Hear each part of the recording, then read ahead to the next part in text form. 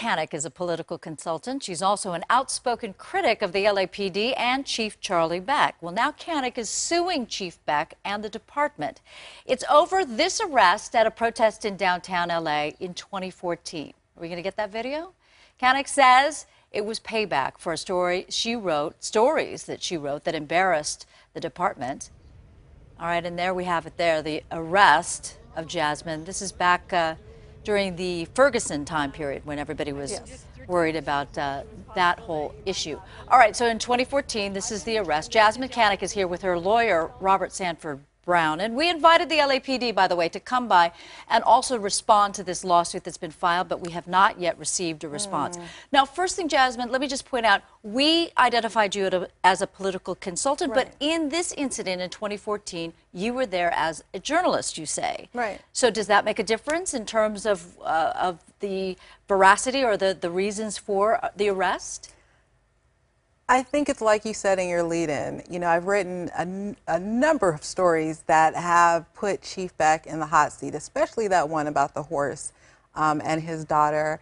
And I identified myself like all of the other journalists did that night, and I wasn't allowed out. All right, let's delve a little bit into the horse incident. So you're saying that you pointed out to people that Chief Beck sold his daughter's horse to the department, and that seems a little too inside? That he okayed it. I mean, I did more than point it out. I actually broke that story, and then everybody else got onto it. But basically, he okayed it after he said that he didn't. And I think that was the big scandal. You know, he went before the media and told everyone he didn't have anything to do with it. And in actuality, there was his signature on the paper okaying it.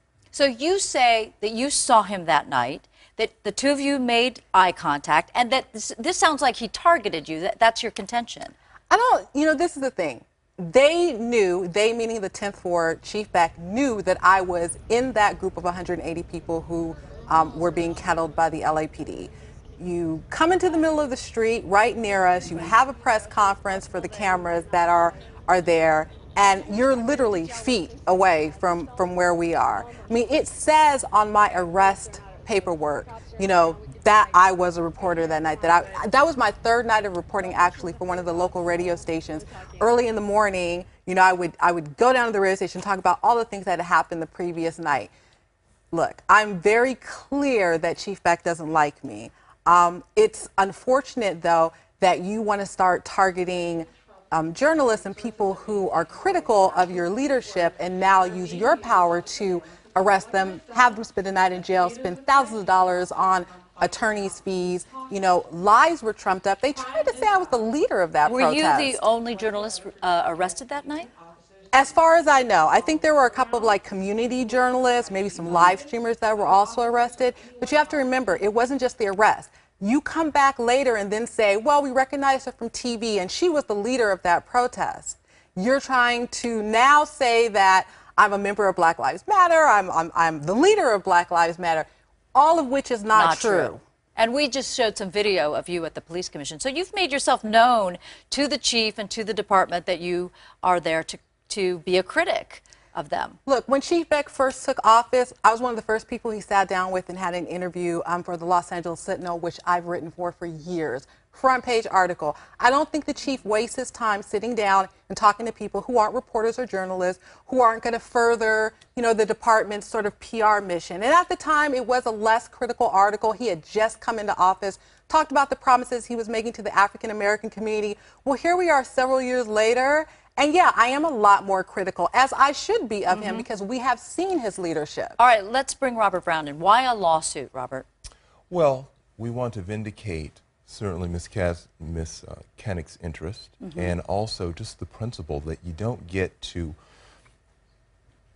exact retribution because a journalist writes a story that you don't like. And you were saying that, you know, 6 days of having to deal with the courts, and then when you're finally ready to go to trial, the whole thing is... Well, not 6 days. It was actually a year. So during this period of time, Ms. Cannick's reputation was dragged through the mud. She had to pay for representation, and it was a very long and drawn out and protracted process in which she had to be concerned about whether or not she would be able to continue her livelihood as a political strategist, because as you can understand, when you're representing politicians, they don't want people who have their own baggage. Right. And so it certainly hurt Exactly. your reputation. And so we're thinking they went as far as they possibly could, just short of trial, before jury selection was about to start, until they realized that the jig was up and the case was dismissed. All But right. they had managed to exact their pound of flesh. All right, Jasmyne Cannick and Robert Sanford Brown, thank you so much for Thank joining you. us.